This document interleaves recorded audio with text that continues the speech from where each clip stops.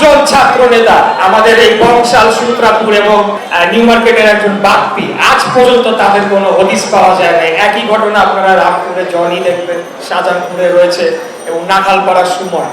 এই সমালোচনা গঠনমূলক সমালোচনা হোক, কোনো সমস্যা নেই, কিন্তু আপনারা জানেন এর মধ্যেও আমাদেরকে এক প্রকার মিডিয়া ট্রায়ালের মুখোমুখি করা হচ্ছে।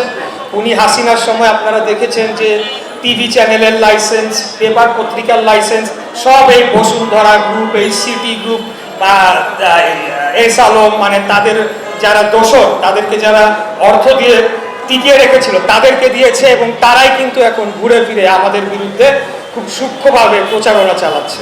আপনারা আমার মুরব্বী, আপনারা আমার ভাই, আমি আপনাদের সন্তান, আপনাদের কাছে এই জিনিসটা পরিষ্কার করে বলার অবশ্যই আমার রয়েছে। আপনারা দেখেছেন কিছুদিন আগে যে বাংলাদেশের আদালতের সর্বোচ্চ রায়, সুপ্রিম কোর্টের 7 জন বিচারপতির উপস্থিতিতে যে নিষ্পত্তি করে দেওয়া বিষয়টি, সেটিকে সম্পূর্ণ অন্যায়ভাবে যখন সরকার আমাদেরকে তারা বাধা প্রদান করলো, তখনই কিন্তু আমরা আন্দোলনে নেমে এসেছি। আমরা কোনোদিনও জনগণের দুর্ভোগ সৃষ্টি করতে চাই নাই এবং কোনোদিনও এই সরকারের অধীনে মেয়র পদে বসার কোনো আমাদের পরিকল্পনা ছিল না, প্রশ্নই ওঠে না।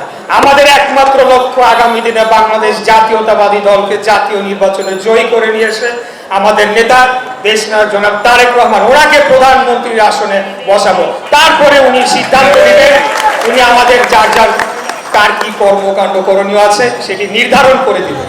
কিন্তু